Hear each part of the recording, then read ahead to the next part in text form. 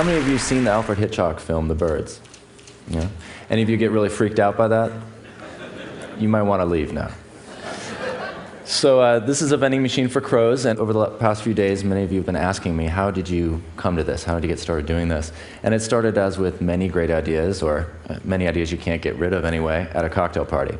About 10 years ago, I was at a cocktail party with a friend of mine, and we were sitting there, and he was complaining about the crows that he had seen that were all over his yard and making a big mess. And he was telling me that really we ought to try and eradicate these things. We got to kill them because they're making a mess. And I said that was stupid. You know, maybe we should just train them to do something useful. And he said that was impossible. And I'm sure I'm in good company in finding that tremendously annoying when someone tells you it's impossible. So I spent the next 10 years reading about crows in my spare time. And after 10 years of this, my wife eventually said, look, you know, you've got to do this thing you've been talking about and build the vending machine. So I did.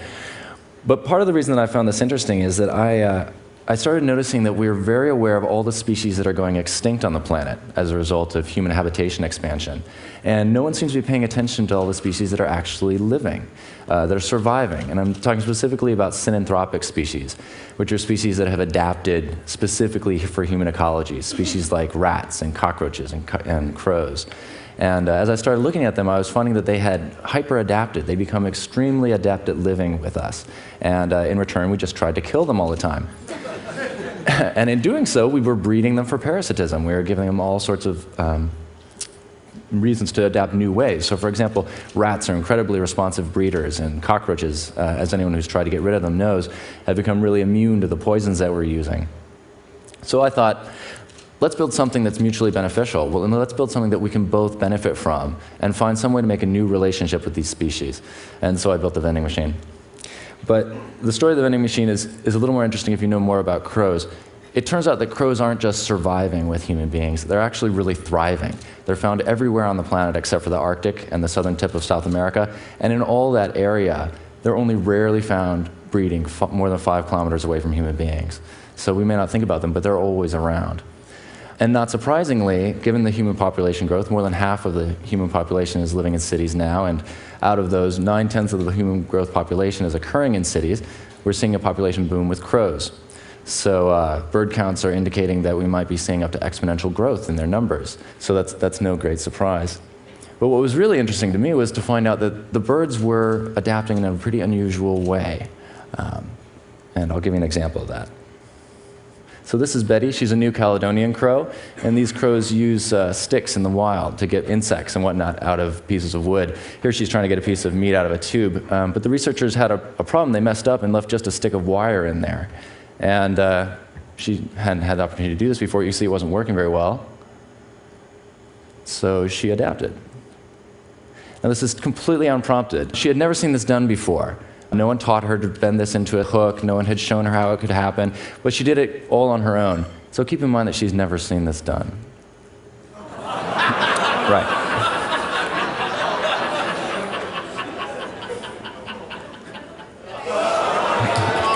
Yeah. All right.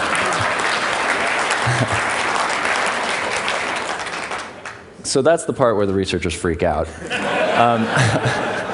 So it turns out we've been finding more and more that crows are really, really intelligent. Their brains are proportionate in the same proportion as chimpanzee brains are.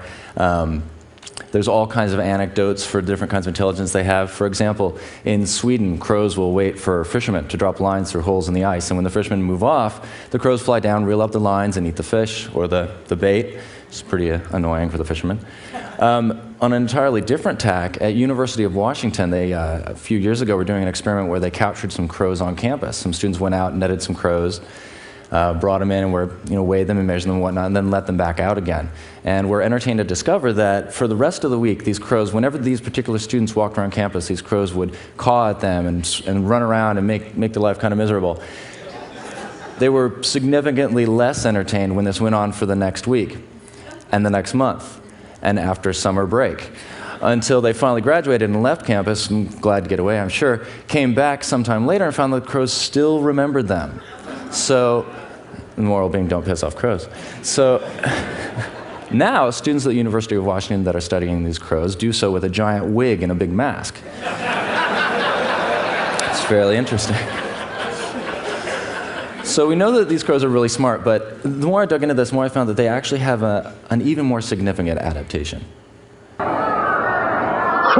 have become highly skilled at making a living in these new urban environments.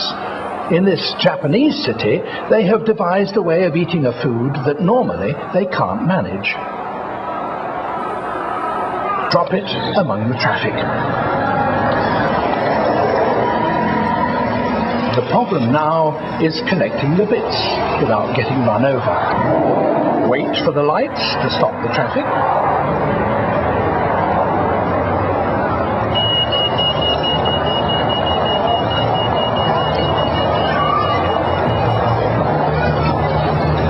Then collect your cracked nut in safety.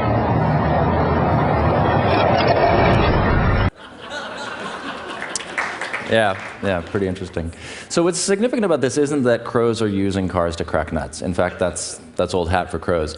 This happened about 10 years ago in a place called Sendai City at a driving school in the suburbs of Tokyo.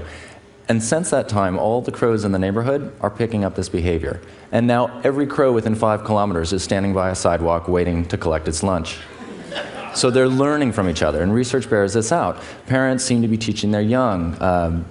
They learn from their peers, they learn from their enemies. If I have a little extra time, I'll tell you about a case of crow infidelity that illustrates that nicely.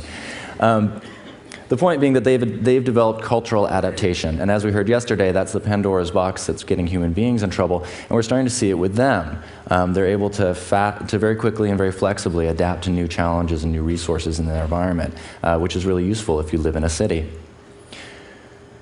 So we know that there's lots of crows. We found out they're really smart, and we found out that they can teach each other. And when all this came clear to me, I realized the only obvious thing to do is build a vending machine. So that's what we did. This is a vending machine for crows, and it uses Skinnerian training to shape their behavior over 4 stages. It's pretty simple. Basically what happens is that we put this out in a field or someplace where there's lots of crows, and we put coins and peanuts all around the base of the machine, and crows eventually come by and eat the peanuts and get used to the machine being there.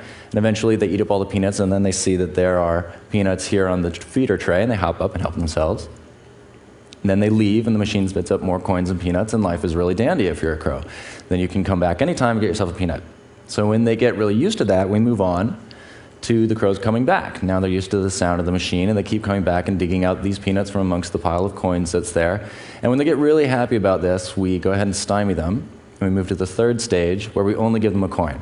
And like most of us who have gotten used to a good thing, this really pisses them off. So they do what they do in nature when they're looking for something. They sweep things out of the way with their beak. And they do that here, and that knocks the coins down the slot. And when that happens, they get a peanut. And so this goes on for some time. The crows learn that all they have to do is show up, wait for the coin to come out, put the coin in the slot, and then they get their peanut.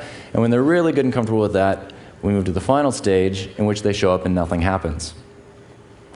And this is where we see the difference between crows and other animals. Squirrels, for example, would show up, look for the peanut, go away. Come back, look for the peanut, go away.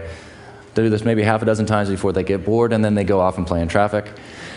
Crows, on the other hand, show up and they try and figure it out. They know that this machine's been messing with them through 3 different stages of behavior. They figure it's got to have more to it. So they poke at it and peck at it and whatnot, and eventually some crow gets a bright idea that, hey, you know, there's lots of coins lying around from the 1st stage, lying around on the ground, hops down, picks it up, drops it in the slot, and then we're off to the races. That crow enjoys a temporary monopoly on peanuts until his friends figure out how to do it, and then there we go.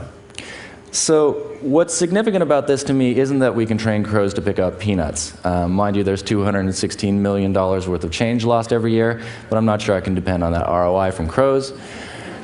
Instead, I think we should look a little bit larger.